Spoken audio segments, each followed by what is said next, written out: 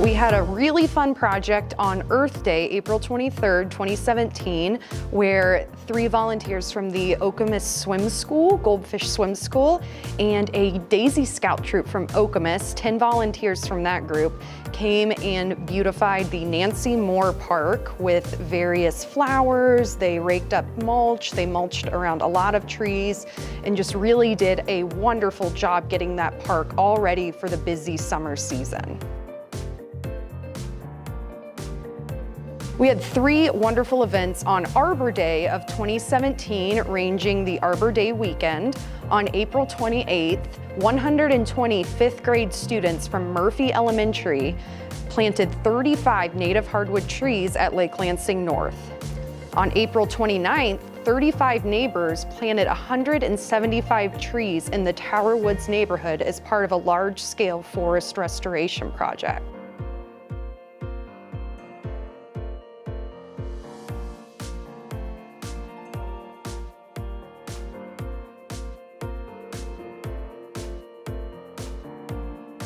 On April 30th, Boy Scouts from Hazlet Pack 265 planted 15 beautiful hardwood white oaks in the Northridge Land Preserve to start off our big restoration project.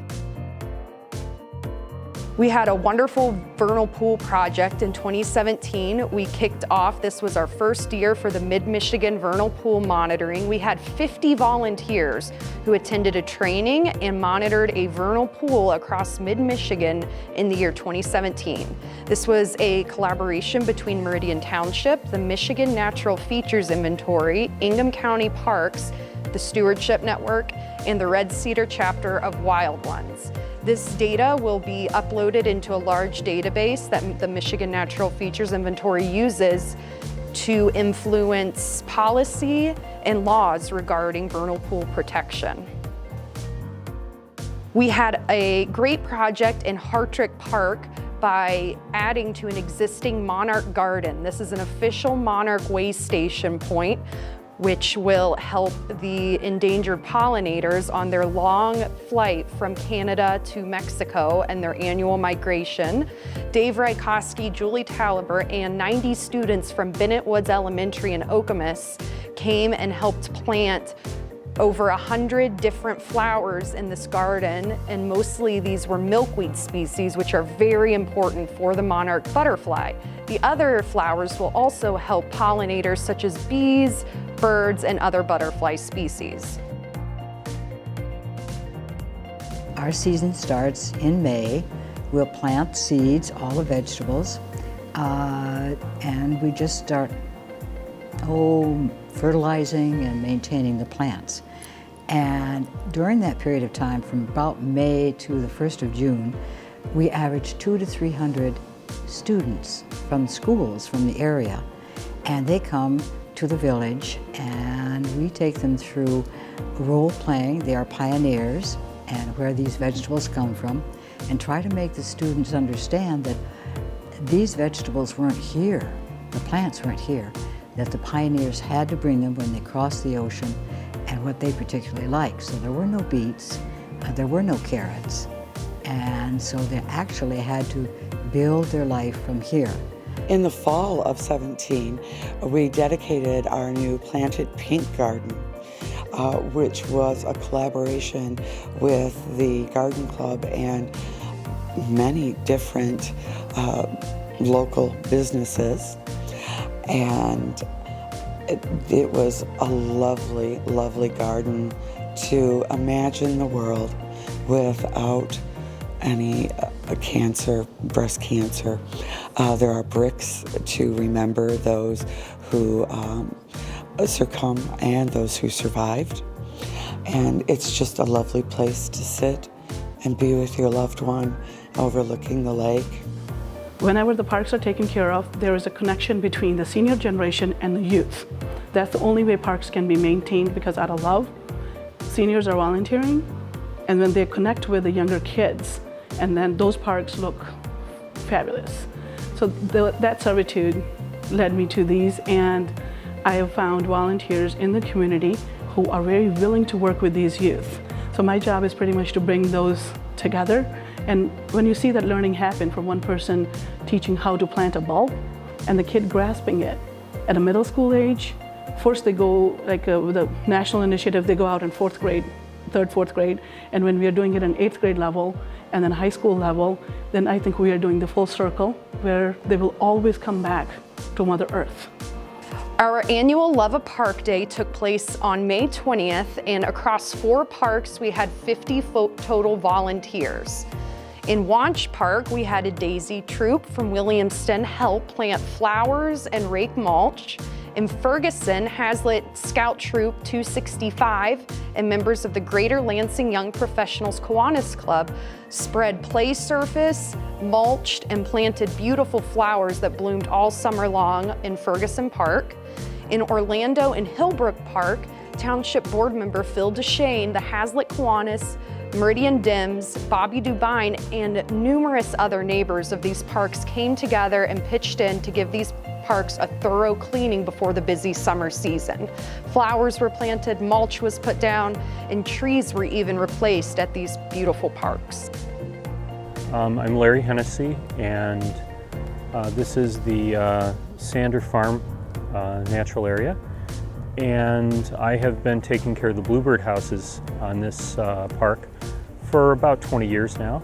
So we provide bluebird boxes for them. I check the boxes twice a week during the nesting season to make sure that there aren't invasive species taking over. And I monitor and record the number of nests and fledglings. We try to keep the houses kind of out in the middle of the meadows, away from the woods, the forest edges, because house wrens like to get in the boxes if you do that. We try to have them about 50 to 100 feet away from a small tree or bush so that the fledglings have a place to fly to where they can have shelter and can be safe for them. There are a lot of different styles of boxes. I'm not a very adept carpenter, so I use a very basic design that's easy to make using a single 1x6 board, and it has worked well. We make sure there's plenty of ventilation in the boxes. The hole is sized so that a bluebird can get in but a starling can't, so that keeps the starlings out. We put them in pairs because both tree swallows and bluebirds are territorial, and they don't like another bird of the same species nesting nearby, but they will tolerate another pair of a different species. They'll tolerate a different species nesting nearby. And we've had cases where we've had a bluebird nest in one box and a swallow nest in another. They do make a call. Their song is described as a robin on fast forward. They make a very sweet warbling call. They're not as loud as a robin, but it's a very pretty, very distinctive call. And you can always hear them here in the summer, the spring and summer. My name is Steve Thomas, and I live in the Sauer neighborhood, sometimes also called Okemos Square. And with the help of some of the other neighbors and kids that live in Okemos, I've been trying to help restore this forest. This is called Sauer Woods. It's a township-owned preserve. It's about 6 acres, and it's a nice woods. But here's the history of this site. Actually, most of Meridian Township was originally a forest for thousands of years. And beginning about 200 years ago, these forests started getting cut down for agriculture to grow crops. And beginning then in around the 1950s, a lot of those farms started giving way to more subdivisions, and even more of the forests were cut down and removed.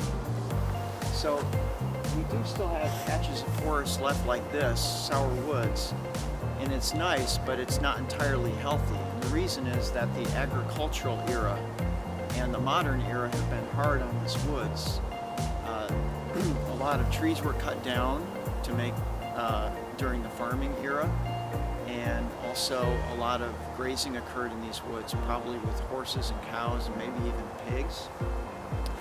And what that did is it eliminated a lot of the plants that are native to this forest. this type of forest would normally be much more diverse than it is now. Also, we've had a lot of invasive plants and animals show up in the past couple decades.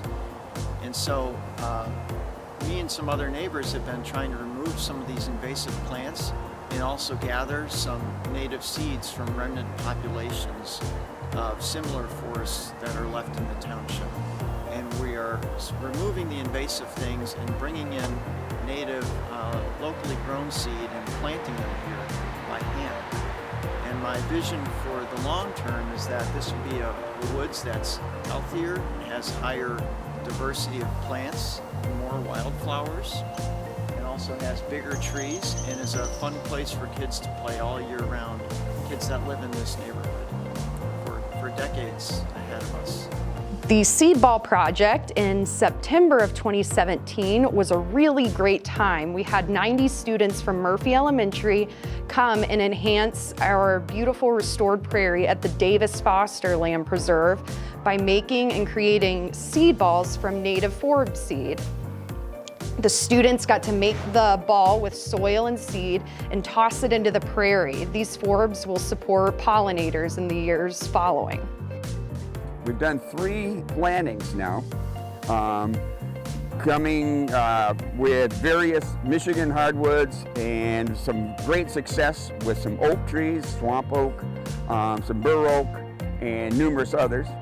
And thanks to a grant that we just got from Capital Region Community Foundation, now known as Our Community, we were able to get rid of some more invasives that were starting to take over again, keep the weeds down, but also we're going to have a nice planting coming up this spring. It's going to be close to Arbor Day.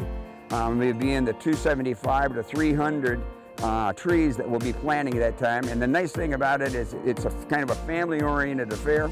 We invite the Cub Scouts, we've had the Sea Cadets out to help us, and numerous people from the Tower neighborhood and the Skyline neighborhood and the Horizon neighborhood right behind us. It's been very rewarding for me to work with the volunteers, in particular Dave Cassette, who's a dynamo and always has something going on out here. In addition to helping planting trees, I have volunteered to do weed control out here. We did some clearing of land and other activities.